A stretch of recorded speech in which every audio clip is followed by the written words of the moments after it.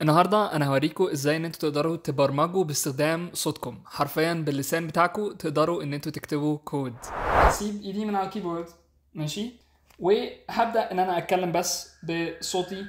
Can you make the text bigger for hello world؟ ما كنتش متوقع ان انا في يوم من الايام هعمل فيديو بيتكلم عن الموضوع ده، بس العالم بيتطور بطريقه سريعه جدا، والنهارده انا عايز اوريكم حاجه رهيبة. الفيديو ده مش هيكون بس مفيد للمبرمجين، ولكن مفيد لأي حد عايز ان هو يتعلم البرمجة، لأن أنا شايف ان الوسيلة دي او الأداة اللي أنا هتكلم عليها النهاردة هتسهل البرمجة لناس كتير قوي، ولو انت استخدمتها بالطريقة الصحيحة او استخدمتها بالطريقة الصحيحة ممكن ان انت تكتسب المهارة دي في وقت اقل بكتير. حوالي من اسبوع او اسبوعين كده في حاجة جديدة ظهرت بدأت ان انا اشوفها في كل حتة، هي كورسر ده عبارة عن IDE أو Integrated Development Environment. بالعربي كده الطريقة اللي المبرمجين بيكتبوا بيها الكود بتكون عن طريق برنامج اسمه IDE في الأغلب. ده زي مثلا ما تستخدم مايكروسوفت وورد عشان تكتب فايل وورد، فنفس الفكرة علشان المبرمجين يكتبوا كود أحيانا بيستخدموا IDEs. بس المختلف في كورسر عن البرامج المشهورة زي VS Code أو Visual Studio أو الحاجات دي إن كورسر في integrated AI component، بمعنى إن في خاصيات لكتابة الكود بالذكاء الاصطناعي. فتعالوا إن احنا نجربه سوا وأوريكم بيشتغل إزاي، وأخليكم إن انتوا تكتبوا كود عن طريق لسانكم. أوكي، أول حاجة خلونا إن احنا ننزل كورسر. ندخل على cursor.com، هتلاقي the AI code editor داونلود فور فري. علشان يبقى عندك ملمة شوية هو شكله عامل ازاي، كورسر ان اكشن هيوريك كورسر بيعمل ايه، ولكن احنا هندخل في صلب الموضوع وننزله على طول. هندوس على داونلود فور فري وانا اوريدي عامل له انستول، فهتفتح الانستولر وهتشغله، واول ما هتشغله هيسألك لو انت بتستخدم IDE تاني، لو انت بتستخدم حاجة مثلا زي VS Code. VS Code ده IDE تاني مختلف، هيقولك ممكن اخد منه البلجنز وممكن اخد منه الحاجات اللي انت بتستخدمها، واول ما تفتحوه وتنزلوه هيجي لك كورسر ويتفتح بالشكل ده. لو انت عمرك ما برمجت قبل كده ممكن الموضوع يبان غريب شوية، بس هو ببساطة شديدة ال IDE بيكون في حتة هنا كده على الشمال بيوريك الفايلات اللي في البروجكت بتاعك، وبتكتب هنا الكود. انا متوقع ان انت عندك شوية فكرة يعني عن ايه الاي دي اي ده، وممكن ان انت تجرب وتلعب مع نفسك. النهارده بقى انا عايز اوريكم ان انت مش محتاج حتى تكون بتعرف تكتب كود خالص. احنا هنجرب دلوقتي من غير ما المس الكيبورد بتاعي ان انا اكتب كود بيشتغل، واوريكم الكود ده بيشتغل من غير ما احط اصلا صابعي على الكيبورد. ايه رايكم في الموضوع ده؟ يلا بينا. هنفتح بروجكت جديد خالص، هنعمل بروجكت نوفي زي ما بيقولوا. البروجرامينج لانجويج اللي احنا هنستخدمها او اللغه بتاعه البرمجه اللي احنا هنستخدمها في الفيديو ده هتكون تايب سكريبت، واحنا هنستخدم حاجه اسمها Next.js. ده فريم ورك بيسمح لك ان انت تكتب ابلكيشنز للويب. علشان نكتب اي حاجه بتشتغل بNext.js او رياكت احنا محتاجين ننزل حاجه اسمها نود. في البروجرامينج حاجه اسمها فرونت اند وباك اند. نود ده بيأكت از الباك اند، ومحتاجين ان احنا ننزله علشان نعرف نعمل راننج للسيرفر بتاعنا. فستيب رقم 1 هتدخل على Node.js هنا اهو، وهتعمل داونلود لنود وتنزله على الكمبيوتر بتاعك وتتأكد ان هو بيشتغل.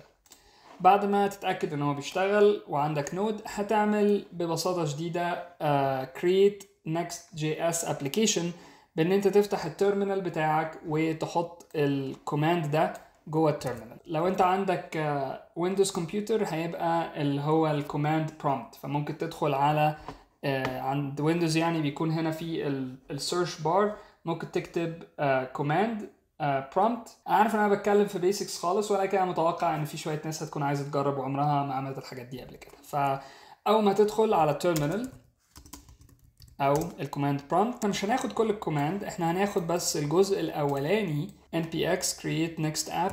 لو انت ما عندكش npm هتضطر ان انت تنزل npm. ممكن يجي لك error، ممكن يقول لك ان في حاجه مش شغاله، لان احيانا ممكن ما يبقاش عندك npm شغال. فلو انت نزلت نود وفعلا نود شغال عندك على الكمبيوتر دلوقتي، هتعمل copy للكوماند ده npm install داش او هايفن جي اللي هي جلوبال وبعدين npm، وده هينزل npm وتقدر ساعتها تستخدم npx. الناس هتقول ايه اللي انت بتقوله ده npm npx. اتمنى ان الناس تكون يعني following so far. انا عارف ان ده مش يعني tutorial للbeginners، ولكن كل ده احنا عايزين بس ندخل للحته اللي احنا هنتكلم فيها مع ال IDE ونبدا ان احنا نبرمج. فانا هروح هعمل فولدر جديد. طبعا لو انت عمرك استخدمت التيرمينال ممكن ان انت تبص على الكوماندز بتاعته، ولكن انا دلوقتي دوست cd change directory للديسكتوب، فانا دلوقتي عند الديسكتوب. وبعدين هعمل make directory او mkdir، وهعمل حاجه مثلا هسميها channel test. اوكي، وبعدين هروح لchannel test ده اللي احنا فيه، وساعتها انا في الفولدر بتاع channel test كاني فتحت الديسكتوب ودخلت على channel test ده، وهو فولدر عندي على الديسكتوب. ماشي، دلوقتي انا جوه الفولدر ده، وهحط الكوماند بتاع npx create next app at latest. ده هيحط لي اخر نسخه من next.js، وهسمي الابلكيشن بتاعي هسميه كلام كود مثلا.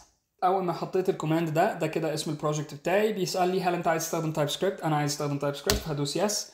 هل انت عايز تستخدم اسلنت؟ فكره حلوه. عايز تستخدم تيل ويند؟ فكره حلوه برضو. عايز تدوس سورس؟ دوس كله يس يس يس. ماشي، يعني دوس انتر انتر انتر. بعدين هيبدا ان هو يعمل العمليات بتاعته. A few moments later. بعد ما يوريك سكسس، ساعتها احنا نقدر ان احنا نفتح البروجكت بتاعنا على كورسر ونبدا ان احنا نبرمج.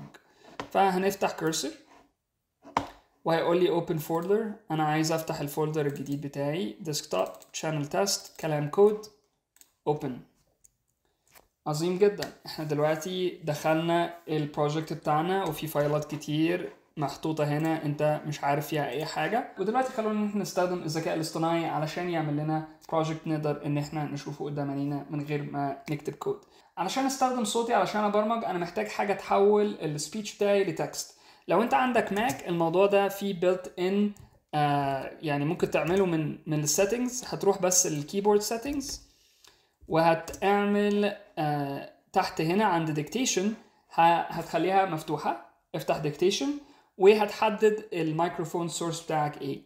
انا حاليا الميكروفون سورس بتاعي هو السماعة. ده لو انت عندك ماك. طب لو انا ما عنديش ماك ممكن اعمل ايه؟ يتضح برضو ان ويندوز عندهم الفيرجن بتاعهم من ديكتيشن اسمها فويس تايبنج. دور كده في السيرش بار على فويس تايبنج، والمفروض ان انت تقدر تترن ات اون. مكتوب هنا بان انت تدوس على الويندوز كي مع حرف الاتش، وده هيفتح لك الديكتيشن او الفويس تايبنج في ويندوز. دلوقتي خلونا ان احنا نعمل الموضوع ده. انا كل اللي انا هعمله ان انا هدوس كوماند اي عندي هنا، وعند الناس تقريبا هيبقى كنترول اي. انت محتاج تفتح حاجه اسمها كومبوزر. انا عارف ان الناس المبرمجين الجامدين اللي عندي على القناه اللي عندهم اكسبيرينس حاسين الموضوع ممكن يكون ماشي ببطء شويه، ولكن احنا بنحاول ان احنا ناخد كل الناس بمختلف الليفلز بتاعتهم علشان نوصل للنقطه دي. والبيج بتاعت الكومبوزر دي هي اللي بيحصل فيها بقى الماجيك اللي انا عايز اوريه لكم النهارده. خلونا نقفلها. اول حاجه، لو انت فتحت البروجكت اللي انا عملته ده معاك هتلاقي ان في اوريدي كود مكتوب. هتدوس على كوماند جي وهتدوس على npm run dev. لما انت تعمل الموضوع ده هيقول لك ان انت دلوقتي عندك انستنس من التيرمينال بتاعتك. دلوقتي you're hosting الويب سايت ده locally، فانت عندك سيرفر بيشتغل بنود جي اس، ودلوقتي بقى عندك بيج عند لوكال هوست 3000. لو انا مسحت الكود من هنا، همسح كل الكود اللي هنا، ده الكود بتاعي مسحته من المين للمين مثلا. ممكن تكتب dev a بيقول لي طيب hello world. انا بس دوست على زرار التاب وهو راح عامل لي السجشن ان انت عايز توري الناس hello world، وده اللي بيحصل في معظم البروجرامينج توتوريالز. بعدين هدوس سيف وهلاقي ان فعلا hello world موجوده.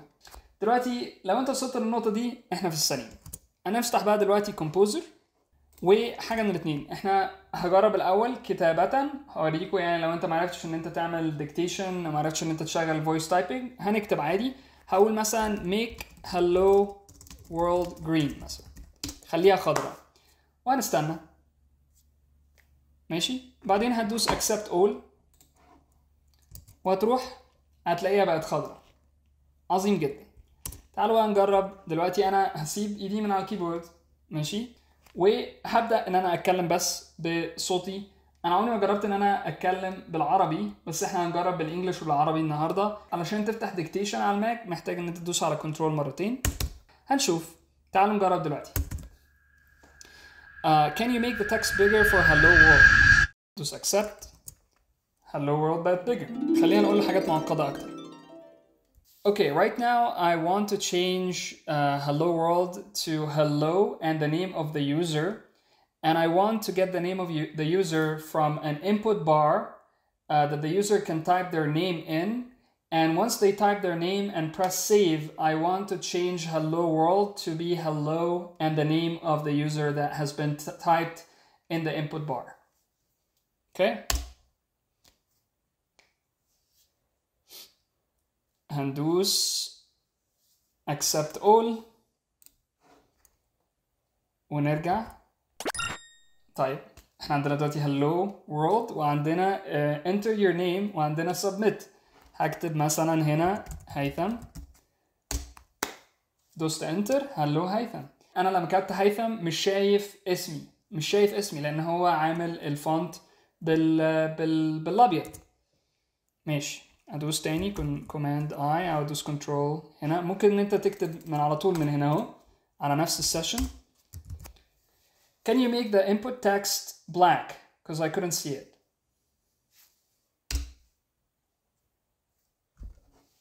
Generating.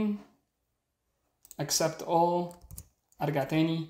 هيثم بقت بالاسود. طيب تعالوا ان احنا نعمل حاجة تانية. تعالوا ان احنا نطلب منه ان هو يخليني ان انا اقدر اضيف صورة ليا. واول ما اضيف صورة ليا ان هو يحط لي كونفاتي. يظهر لي كونفاتي كده كأن حاجة بتفرقع اول ما انا احط submit للصورة بتاعتي. Okay, right now can you add a way for me to add a picture from my computer? And once I add a picture, I want to have confetti dropping on the screen. Thank you. لازم تقول thank you لل AI وتكون محترم علشان لما ياخد شغلانتك بعدين يرقف عليك شوية ويديك يعني ايه شوية رحمة كده علشان انت هتكون بالنسبة له حشرة. مهم accept all. قال لك react confetti مش موجودة. انا دلوقتي رجعت تاني ومحطوط لي error. مش هعمل حاجة غير ان انا بس هاخد الايرور ده. انا مش هكتب كود. انا عندي مشكلة اهو بيقول لي ايه في ايرور هنا اهو. انا هروح هعمل هايلايت للكلام ده كله add to composer وهدوس enter. مش هعمل اي حاجة. طيب apply بيقول لك ايه بيقول لي run the following command. انا مش عايز ان انا run the following command. انا هقول له can you run the command for me. yeah. ثانية. طيب لقينا limitation بسيط ان هو ما يقدرش ان هو يران الكوماند لينا. احنا اللي محتاجين نكونسنت واحنا اللي محتاجين ان احنا نران الكوماند ده بنفسنا. فانا هاخد يعني هعمل كوبي بس اللي هو قاله لي وهدوس بيست في التيرمينال الجديد. يعني هدوس هنا عند الحتة دي تيرمينال جديد وادوس بيست علشان npm بينزل react confetti ودي باكج هو بيستخدمها في الكود بتاعه. طيب دلوقتي احنا عايزين نشوف ايه المنظر بتاع الابليكيشن دلوقتي بعد ما احنا نزلنا رياكت كونفيتي. اوكي عندنا زرار جديد اسمه ابلود ايمج. هدوس على ابلود ايمج. اول حاجه خلوني اغير اسمي. تعالوا نشوف هي لسه شغاله تمام. خلوني ان انا ابلود ايمج دلوقتي. احط صوره ليا. اوكي حطيت الصوره. رياكت كونفيتي. طيب اللي انا عايز اقوله ايه انا ممكن اعمل حاجات كتير قوي. في طبعا حاجات ما يقدرش ان هو يعملها لسه بس انتوا شايفين في خلال دقايق معدوده قدرت ان انا اعمل حاجه وابدا ان انا اعمل حاجه. ممكن ان احنا نكمل. تعالوا نكمل. عايز اوريكم كمان ابعاد الموضوع ده قد ايه. انت ممكن تتكلم ببقك ودلوقتي بقى عندك كود. Okay, now I want to add a to-do list. After I upload my image, I want to add a to-do list with at least 4 items, and the user can press on the add button to add another to-do list. And I want to be able to check off these to-do list items. And if I check all the items, I want to drop a confetti one more time. اللي انا قلته له دلوقتي ايه؟ ان انا عايزك تحط تو دو ليست، ولما تحط التو دو ليست دي انا عايزك ان انت تحطهم لي كلهم في لسته، لما انا ادوس عليهم كلهم واتشيك الليست بتاعتي انا عايز ان الكونفيتي تدروب مره كمان. اوكي accept. اوكي جميل جدا، حط لي الكونفيتي ثانيه ما حطليش اي حاجه، احنا حاطين. تعالوا نجرب كل الفانكشناليتي تاني. هلو هيثم ماشي، ابلود ايمج، هنحط الصوره، كونفيتي هيقع. الله اوكي جميل جدا. بعدين هنعمل فيرست تاسك. هل انا اقدر اديت الفيرست تاسك؟ ما اقدرش ان اديت الفيرست تاسك، ولكن اقدر ان احط تاسك جديده. فانا الفيفث تاسك بتاعتنا هتكون ايه؟ finish the tutorial about cursor. actually قبل ما نفinish التوتوريال بتاع cursor احنا عايزين نجرب ان احنا نتكلم بالعربي. talk to cursor in Arabic، بعدين هندوس add to، وبعدين finish the tutorial about cursor. طيب تعالوا بقى نجرب moment of the truth ان احنا ندوس على كل التاسكات دي. 1 2 3 4 5 6 كونفاتي. واو، شايفين انتوا مصدقين اللي انتوا شايفينه؟ علشان انا لما كنت بجربه انا ما كنتش مصدق باي ذا واي، يعني هو ذكي فشخ وبيستخدم اوبن اي اي وكلاود. طيب احنا دلوقتي عملنا شغل كويس قوي. انا بقى عايز ان انا اجرب لو هيشتغل بالعربي، لو انا كلمته بالعربي ولا لا، علشان في ناس عندها مشكله مع اللغه. طيب انا دلوقتي عايز ان انا اتكلم معاك بالعربي. ممكن على فكره dictation ممكن يكون هو المشكله. تعالوا نشوف dictation لو انا اقدر ان انا اغير اللغه بتاعته واخليها اللغه العربيه. هخلي اللانجوج بتاعته Arabic سعودي Arabia ماشي. هندوس اوكي. اعتقد ان احنا ممكن نتكلم باللغه العربيه الفصحى. تعالوا ان احنا نجرب نتكلم بالعربيه الفصحى. هل ممكن هلو مونكي. هنغير اللغه العربي. هل ممكن ان تمسح 2 من ال to do list tasks؟ ماشي. انا مش عارف انا اقول ايه بصراحه، بس يعني انت بتفهم ولا لا؟ ظبطها، انا عايزك تظبطها انت، حتى لو مش فاهمني ظبطها. سأقوم بإزالة to do list بالطبع. سأقوم بتعديل الكود لإزالة 2 من المهام قائمة المهام. انتوا شايفين اللي بيحصل؟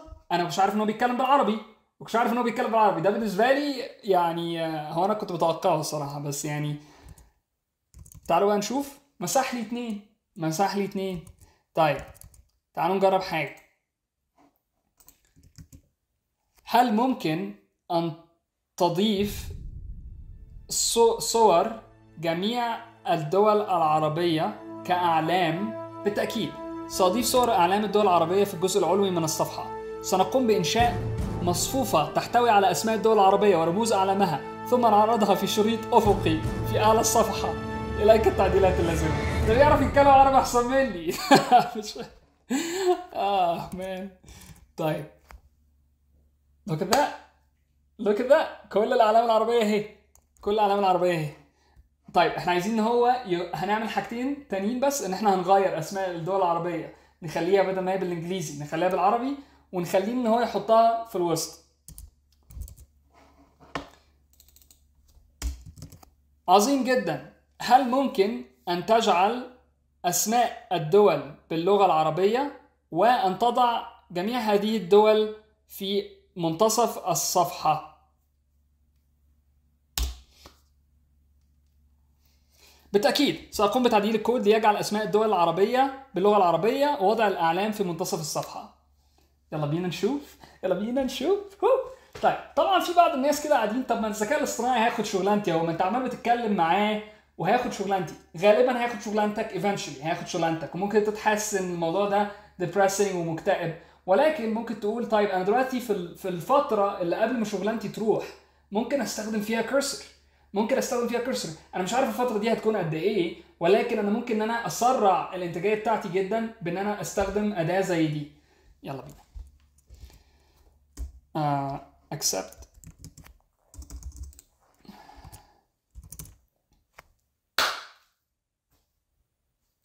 في ايه اكتر من كده يتقال؟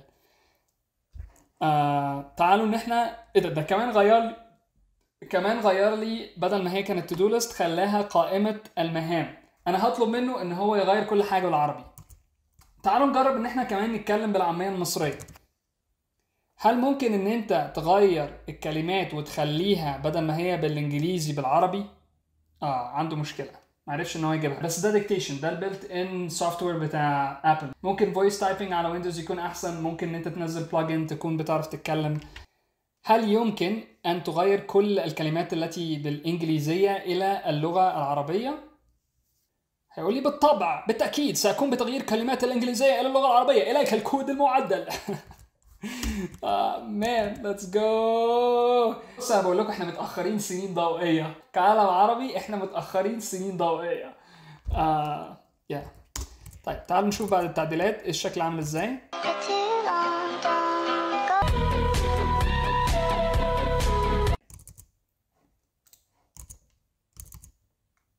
مرحبا بالعالم، ادخل اسمك، ارسال علامة الدول العربية، قائمة المهام، كل حاجة موجودة دلوقتي. انا هدخل اسمي هيثم. مرحبا هيثم. رفع الصورة، ادي صورة هيثم. فين الكونفاتي؟ نزل الكونفاتي، جميل جدا. المهمة الأولى، المهمة الثانية، نزل الكونفاتي. إضافة مهمة جديدة. شكرا لمشاهدتكم. أتمنى لو أنت مبرمج يعني don't get so existential وتبدأ ان انت تتساءل هو انا بعمل ايه في الحياة لو الذكاء الاصطناعي بيعمل كل حاجة انا بعرف انا اعملها واحسن، يتكلم انجليزي وعربي وبيعرف ان هو يبرمج وبيعرف ان هو يحل كل حاجة وانا قاعد زي بطيخة بتفرج على فيديوهات عشان انا الداونلود ريت بتاع المعلومات بتاعي في دماغي يعني بسيط. enjoy the ride واستمتع وحاول انت to make the most out of it قبل ما الدنيا كلها يعني تتلخبط في خلال ال3 سنين الجايين. معاك 3 سنين، غالبا اقل من 3 سنين.